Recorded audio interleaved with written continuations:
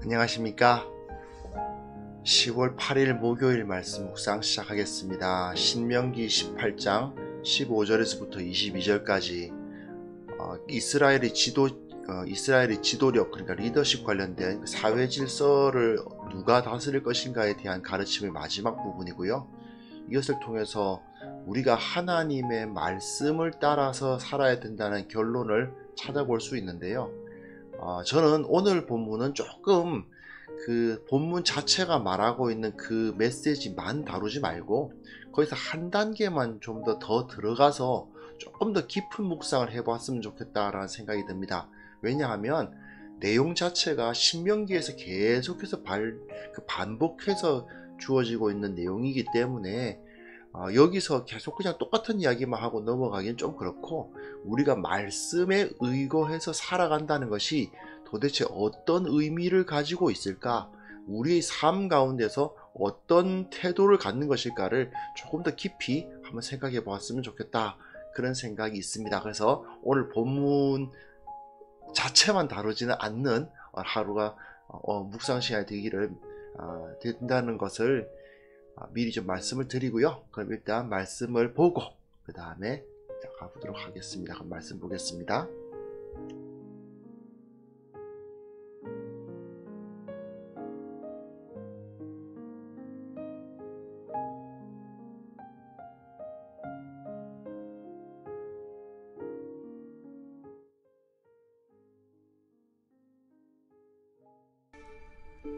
네 하나님 여호와께서 너희 가운데 네 형제 중에서 너를 위하여 나와 같은 선지자 하나를 일으키시리니 너희는 그의 말을 들을지니라. 이것이 곧 네가 총회의 날에 호렙산에서 네 하나님 여호와께 구한 것이라.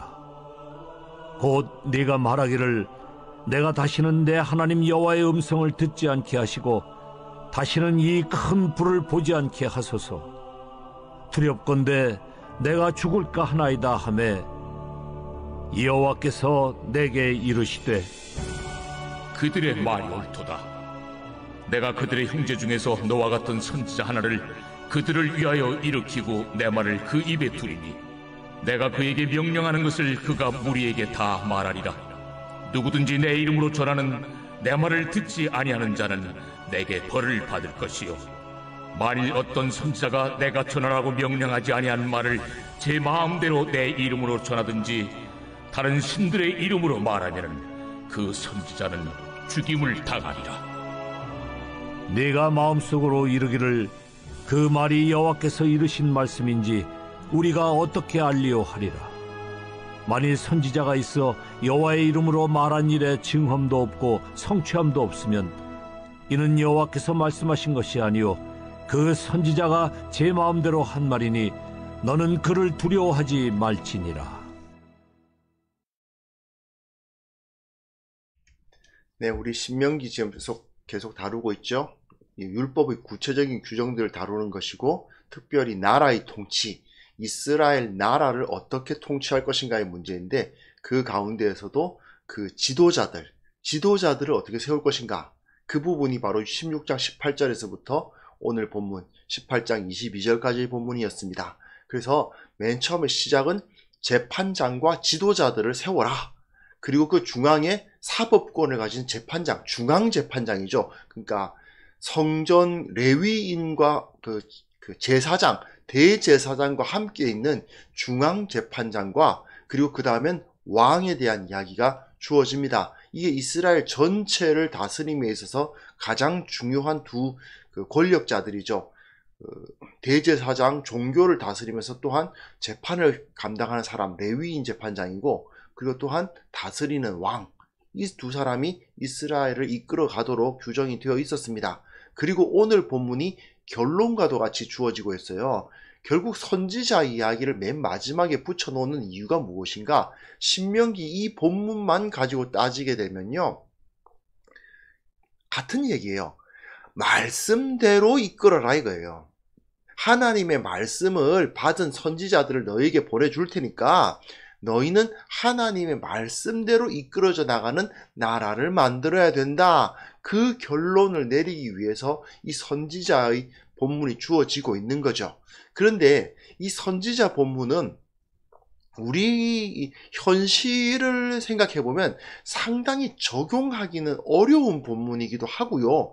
우리 현실뿐만 아니라 이스라엘의 역사 가운데서도 상당히 논란이 많이 되는, 적용하기 어려운 본문입니다. 이것은 곧 말씀대로 살아간다는 것 자체가 그렇게 말처럼 쉽지 않다. 말씀대로 살아간다는 게 도대체 뭐지? 라는 생각을 하게 하는 그런 문제를 생각하게 만들어요. 그래서 오늘 본문을 통해서 조금 지금 성경을 풀면서 약간 삐딱하게 나온다 그런 느낌이 드실 수도 있는데, 삐딱한 게 아니고 솔직한 문제의식입니다. 솔직하게 문제의식을 가지고 그것을 생각해보고, 그렇다면 하나님의 말씀을 진리라고 믿고 살아계신 하나님, 십자가에 죽으시고 부활하셔서 우리 가운데 계시는 그 예수 그리스도를 믿는 우리들이 이 말씀대로 살아간다는 것은 도대체 어떤 모습일까를 한번 생각해 보았으면 좋겠습니다. 자, 15절 16절은요 문제제기입니다. 왜 문제가 생기느냐? 하나님 여호와께서 너희 가운데 내 형제 중에 너를 위하여 나와 같은 선지자 하나를 일으키실 것이다. 선지자를 일으키실 것이다. 라고 이 본문의 마지막 부분을 가르치는데, 다른 어떤 제도적인 권위를 가진 사람이 아니죠. 왕도 아니고 제사장도 아닙니다. 제사장처럼 어떤 세습되는 종교적 권세를 가지는 사람도 아니고, 그렇다고 해서 왕처럼 국가 권력, 그러니까 하나의 폭력을 바탕으로 하는 군대를 바탕으로 하는 그 권력을 가진 사람도 아니고, 그렇다고 해서 정해진 재판장과 지도자를 이렇게 세워가지고 그 사람들이 통치권을 하도록 발휘하고 있는 사람도 아니죠. 이 사람들은 소위 말하는 막스 페버가 말한 전통적 권위도 아니고 합리합법적 권위도 아니고 카리스마적 권위, 그걸 가지고 있는 사람이죠. 하나님으로부터 하나님의 말씀을 받아가지고 전하는 사람이 세워질 것이다. 그 사람들이 나타날 것이다. 그러므로 너희들은 그의 말을 들어라. 이런 말을 하고 있습니다. 근데 왜 이런 선지자가 필요한가가 바로 16절이에요. 예, 사람들이 호렙산에서 하나님과 언약을 맺는데 하나님 앞에 나아가지를 못합니다. 하나님의 음성을 들을 수가 없어요. 두려워서, 자기가 죽을까봐. 하나님의 말을 직접 듣다가는 하나님의 얼굴, 하나님의 임재 가운데 바로 나갔다가는 내가 죽을 것 같으니까 나갈 수가 없습니다. 이겁니다. 그러다 보니 어떻게 해야 됩니까? 선지자 한 사람을 중간에 세워가지고 이 사람이 말씀을 전하도록 하는 겁니다. 하나님은 선지자에게 말씀하시고 그 선지자가 사람에게 전하는, 한마디로 해서 직접 소통이 아닌 간접 소통이 일어나게 됐다는 거죠. 그런데 이 때문에 생기는 것이 바로 이후에 우리가 묵상할 이 문제입니다. 모든 사람들이 다 직접 하나님으로부터 동일한 메시지를 들으면 상관이 없는데, 사람들이 다 하나님으로부터 직접 소통이 이루어지면 상관이 없는데, 문제는 중간에 선지자가 선단 말입니다. 그럼 이 선지자는 완벽하냐? 그럼 이 선지자가 전하는 말씀은 완전히 녹음기처럼 하나님의 말씀만 전하는 것이냐 하면 그렇지가 않은 일이 경우가 너무 많잖아요. 그게 바로 문제인 겁니다. 자, 그 다음 본문 보시면요, 모세가 이렇게 이야기해요. 하나님께서 그들의 말이 옳다 이렇게 말씀하시면서 인정을 해 주십니다. 왜냐하면 저들이 죄인이기 때문에 하나님 앞에 나아갈 수가 없다. 그러니까 그들의 형제 중에서, 다른 이방 족속이 되는 건 아니고 형제 중에서 너와 같은, 즉 모세와 같은 선지자 하나를 그들을 위하여 일으키고 내 말을 그 입에 두겠다라고 하나님께서 약속을 하시죠. 그러므로 하나님의 말씀이 선지자를 통해서 이스라엘 백성들에게 전해질 거니까 그 말을 듣지 않는 자는 내게 벌을 받을 것이다 라고 말씀을 하십니다. 여기까지만 하면 그런가 보다 라고 하고 끝날 텐데, 문제는 하나님도 이미 이렇게 제도를 세웠을 때 발생할 수 있는 문제가 뭔지를 인식하고 계신 거예요. 20절 보십시오. 만일 어떤 선지자가 내가 전하라고 명령하지 아니한 말을 지 마음대로 내 이름으로 전하든지 다른 신들의 이름으로 말하면 그 선지자는 죽임을 당하리라. 이런 말씀을 하십니다. 자기 마음대로 하나님께서 말씀하시지 않았음에도 불구하고 자기 마음대로 전하는 선지자가 발생할 수 있다는 걸 이미 선지자를 내가 세우겠다고 말씀하시는 이 본문에서 알고 계신 거예요. 이게 바로 문제죠.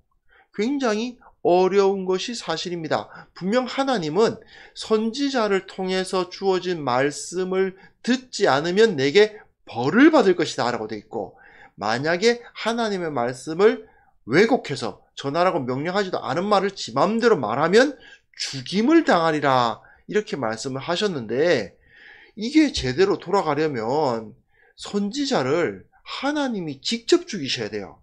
그냥 뭐 시름시름 앓다가 죽고 이러면 안 돼요. 하늘에서 뭐 번개라도 떨어진다든지 갑자기 하나님의 영광이 나타나서 내가 언제 그런 말을 했냐 이러면서 탁 죽이신다든지 이런 일이 벌어져야 사람들이 두려워하면서 함부로 하나님의 말씀을 전하지 않을 텐데, 하나님이 또 그러진 또 않으신단 말입니다.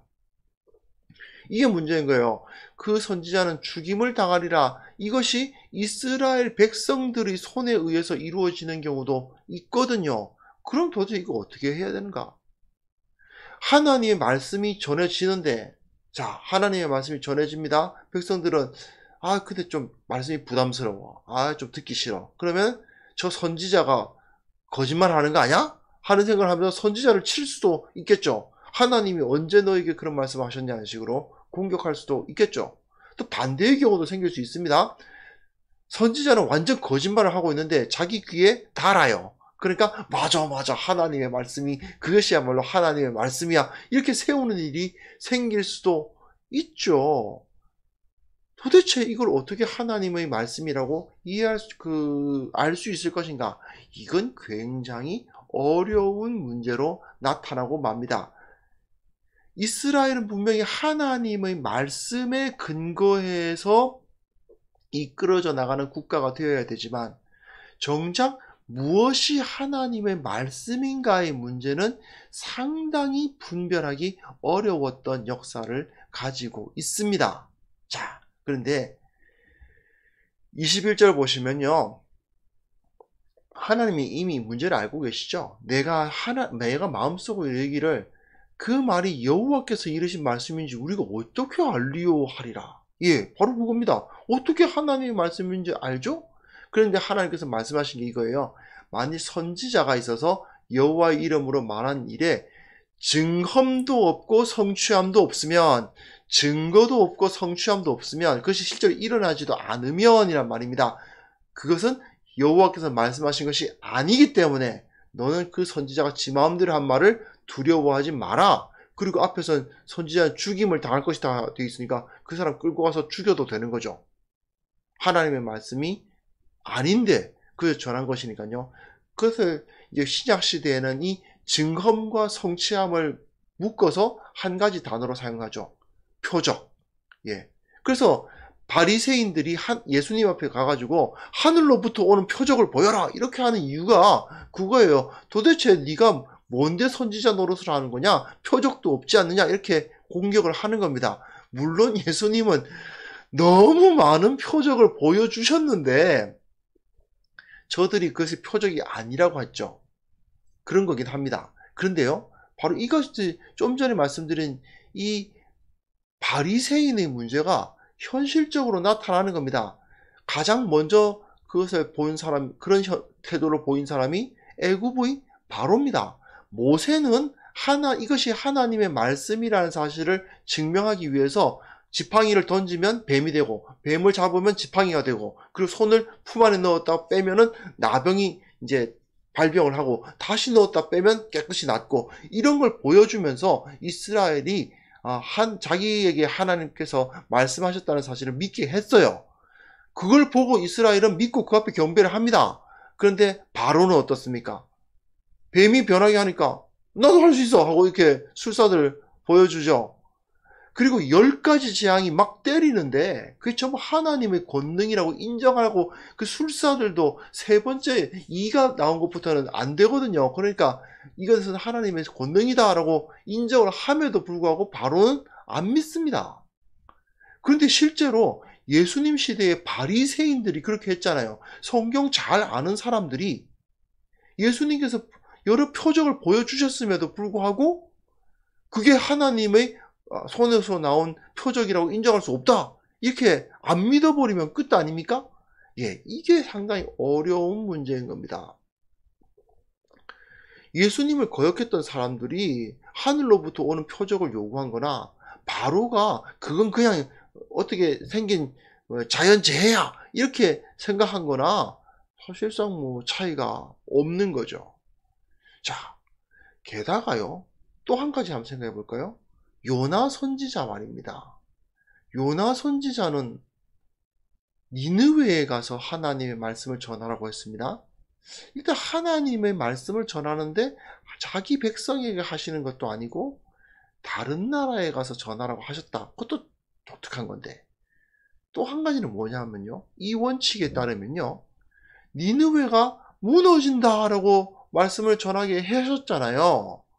근데 실제로 니느웨는 안 무너졌습니다. 왜? 니느웨 사람들이 회개했기 때문이죠. 어쨌든 니느웨가 무너진다고 말씀을 전하도록 하셨는데 니느웨가 안 무너졌으니 성취함이 없는 거 아닙니까? 말씀이 성취되지 않았잖아요. 그럼 하나님이 요나를 거짓 선지자로 만드신 건가요? 이거 참 어렵습니다. 난감하죠? 이런 부분들도 분명히 있는 겁니다. 이게 바로 이 말씀을 따르는 삶이라는 것의 특성이에요.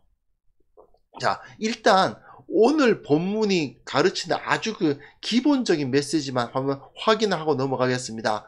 이것만 가지고 그냥 묵상을 하면 좀 우리가 자주 듣는 메시지예요. 그냥 우리는 하나님 앞에 바로 설 수 없기 때문에 우리는 하나님의 말씀을 전하는 선지자의 말씀을 잘 들어야 되고 그것을 잘 듣되 과연 그러한가 하고 분별할 수 있어야 한다. 우리에게는 하나님께서 직접 나타나셔서 말씀하시는 것이 아니라 성경이라는 기록된 말씀이 주어졌고 그 성경을 푸는 설교자들, 즉 선지자 역할을 하는 그 설교자들이 말씀을 풀어서 선포할 것인데 그럴 때 우리는 과연 그러한가 하는 것을 분별할 수 있는 능력을 길러야 된다. 그런 지혜를 가지고 살자. 예, 이게 이제 오늘 말씀의 본문이죠. 그 지혜를 가지고 내 삶에 우리 교회의 또 너 커지면 이 나라가 그 하나님의 말씀의 원리에 의해서 이끌어져 나갈 수 있도록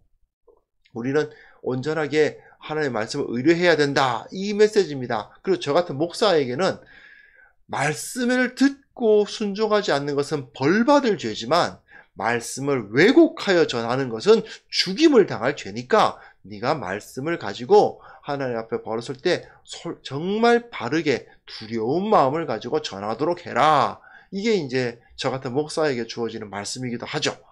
자, 이거는 뭐 이렇게 하고 끝내도 되는데요.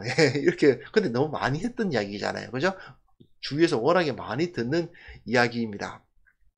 근데 하나님의 말씀을 따라 행한다라는 것이 좀 전까지 제가 조금 삐딱하게 말씀드렸던 것처럼 도대체 어떻게 그것이 하나님의 말씀인지 알 것이며 표적이 주어진다 하더라도 그것이 진짜 하나님의 표적인지 아닌지 어떻게 할 거냐 이런 문제들이 우리들에게 있다는 것을 우리는 좀 인식할 필요가 있습니다. 이게 굉장히 중요하거든요. 사실은요.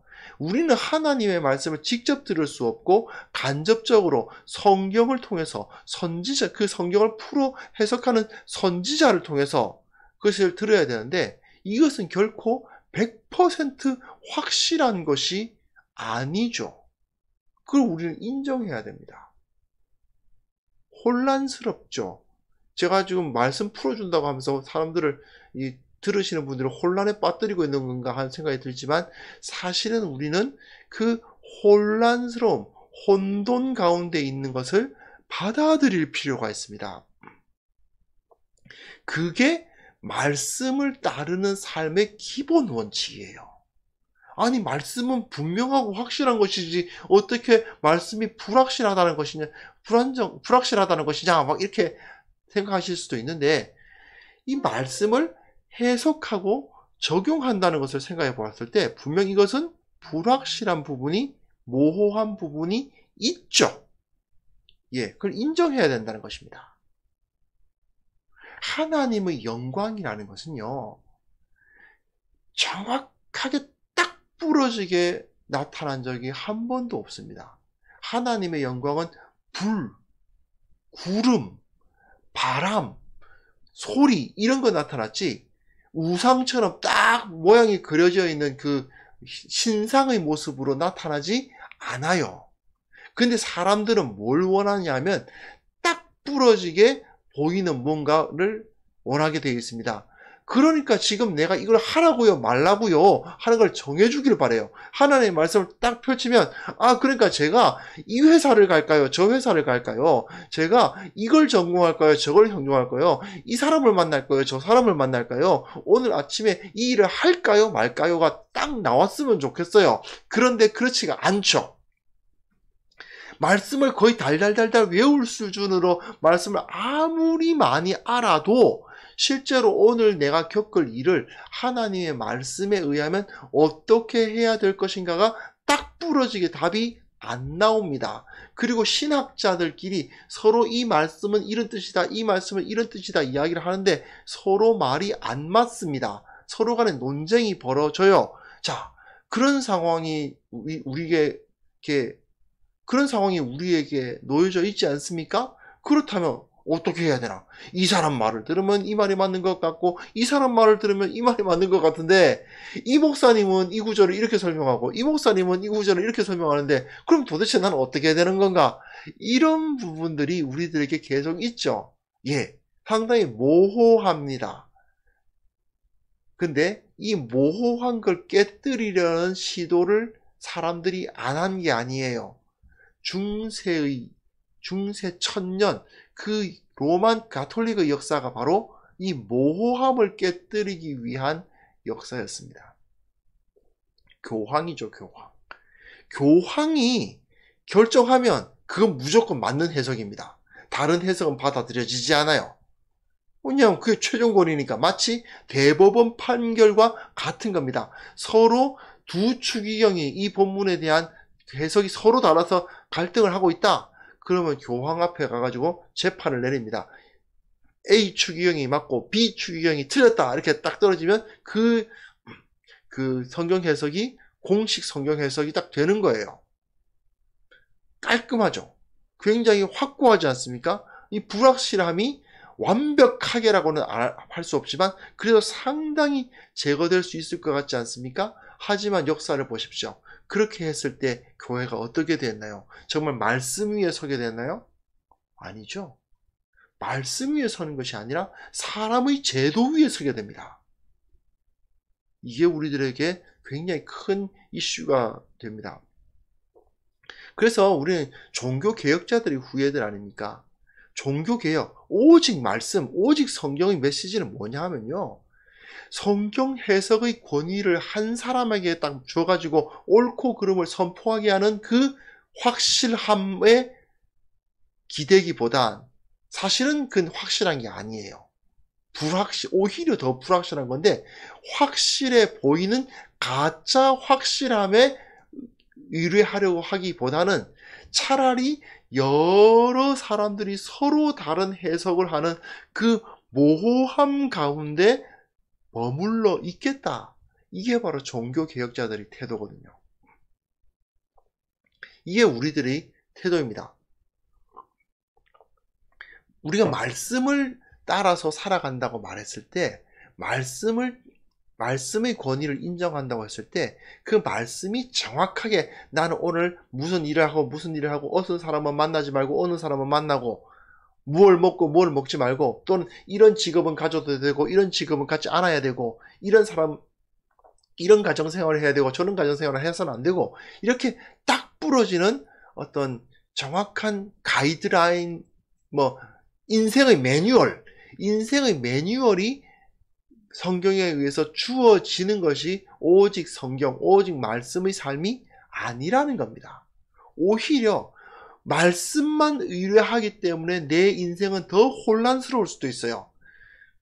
말씀을 의뢰하면서 살아가려고 하다 보니까 그 선택지가 많아지면서 고민스러울 수도 있어요. 말씀에 의뢰하다 보니까 도대체 무엇이 옳은지 혼돈스러울 수도 있어요.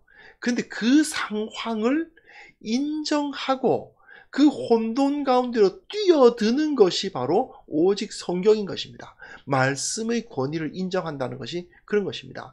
교황의 제도와 사제의 신분제라는 그런 거짓 공고함을 따르는 게 아니라 말씀 하나만의 그 권위를 인정하면서 여러 사람들이 서로 다른 이야기들이 그 논쟁들의 그 뭐랄까 시끄러운 그 광장, 서로 다른 이야기를 하고 이 서로 다른 해석을 하고 이것이 옳디 이것이 옳리 저것이 옳리 하는 그러한 상황, 그 과정 가운데 머물러 있겠다.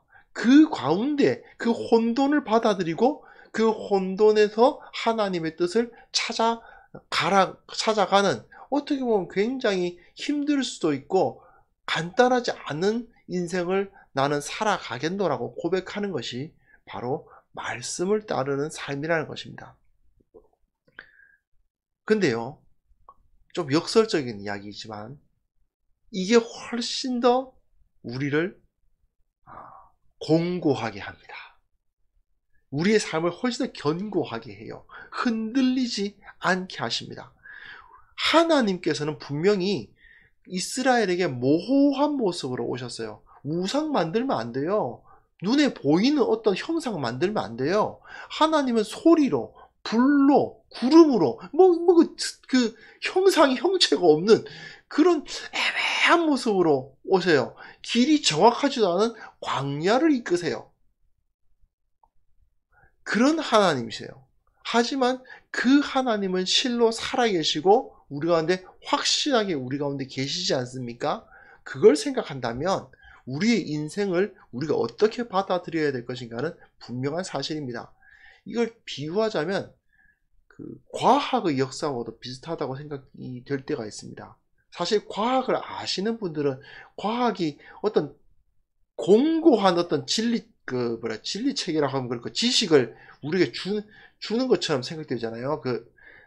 과학을 잘 모르시는 분들은 이건 굉장히 과학적이야라는 말을 하면은 굉장히 그 견고한 진리 또는 사실이라고 받아들여 버리는 경우가 너무나도 많은데, 정말 과학을 아시는 분들은 그게 그런 뜻이 아니라는 것을 알고 계시거든요. 과학이란 것은 계속되는 그 가설들이 모여있고 그 가설들이 서로 간의 그 논쟁을 벌이는 그 과정 가운데서 성장해 나가는 그 변화 과정 가운데 있는 것이 과학 아닙니까? 그런데 그 변화 과정 가운데 있는 과학을 우리는 상당 부분 의뢰하고 또 그 과학에서 상당히 유익을 얻죠. 또한 굉장히 견고하다는 느낌이 들지 않습니까? 과학적이라는 말을 할 때. 근데 바로 이것이 바로 하나님의 말씀을 따르는 방법이라는 겁니다. 하나님의 말씀이라는 것은요, 어떻게 보면 굉장히 모호해요. 여러 다른 해석과 여러 다른 이론들, 그런 것들이 막 서로 간에 경쟁하는 듯한, 논쟁하는 듯한 그런 모습들을 보여요. 하지만 그 가운데 우리가 있을 때 우리는 훨씬 더 하나님의 인도하심을 공고하게 받을 수가 있다는 것입니다. 이걸 우리는 확신할 필요가 있습니다. 절대로 하나님의 말씀 이외에 다른 어떤 것을 가지고 분명한 것이라고 생각하고 그것을 세워서는 안 됩니다. 이것이 하나님의 말씀이다 해놓고는 그냥 교단 법 만들고요. 이것이 하나님의 말씀이야 라고 만든 다음에 교회 조직 만들고요. 그리고 이것이야말로 하나님의 영광이야 이러면서 교회 건물 세웁니다. 근데 그게 전부 다 우리가 의지할 수 있는 것이 아닙니다. 불분명해 보이고 늘 모호해 보이고 마치 안개 속을 걷는 것 같은 느낌이 들 수 있지만 그러나 그곳에서 여러 다양한 목소리를 다 듣는 가운데 하나님의 뜻이 어디에 있는가를 찾아가는 그 삶이야말로 하나님의 말씀의 반석 위에 선 삶이다 하는 것을 우리가 한번 묵상하고 그것을 깨닫는 시간 되었으면 좋겠습니다. 이 시간 하나님의 말씀을 따라서 살아가는, 겉으로 보기에는, 인간적인 눈으로 보기에는 모호하지만 실제로는 매우 견고한 그 길, 그 인생길을 우리가 걸어가기를 결단하는 시간이 되었으면 좋겠습니다. 우리 함께 기도하는 시간 갖겠습니다.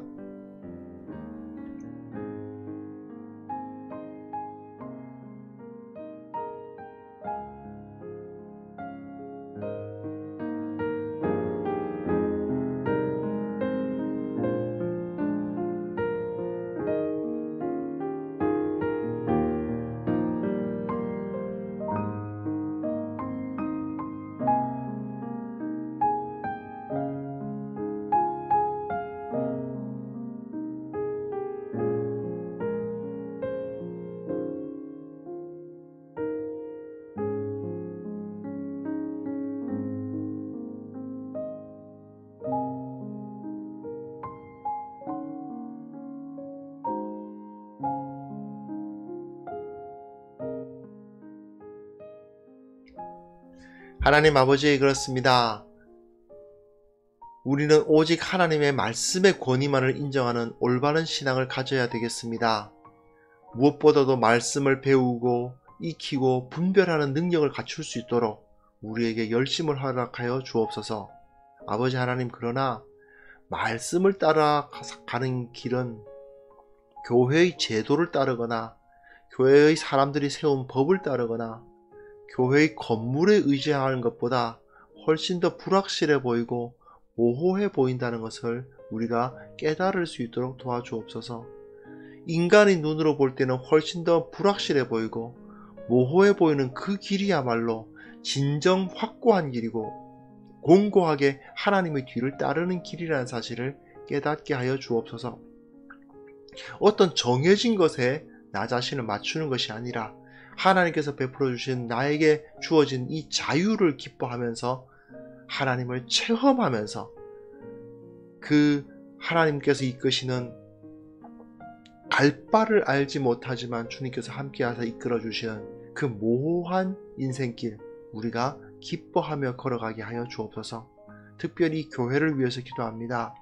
참으로 이 땅의 교회가 제도화를 하고 눈에 보이게 하고 사람들을 이 세상적인 공고함을 제시하면서 사람들을 안심시키려고 해왔던 것을 주님께서 아십니다. 주님께서 용서하여 주시고 그 각 사람이 주의 말씀을 따르는 자유함, 그것을 따를 수 있도록 도와주옵소서.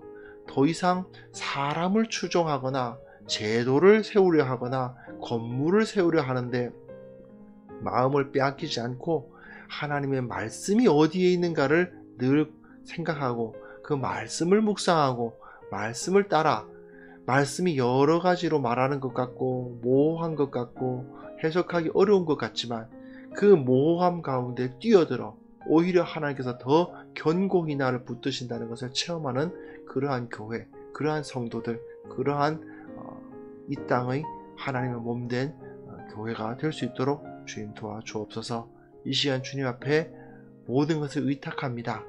주님께서 이끌어 주시고 그 말씀의 은혜와 함께하여 주셔서 우리를 그 진정한 진리의 길로 인도하여 주시기를 원합니다.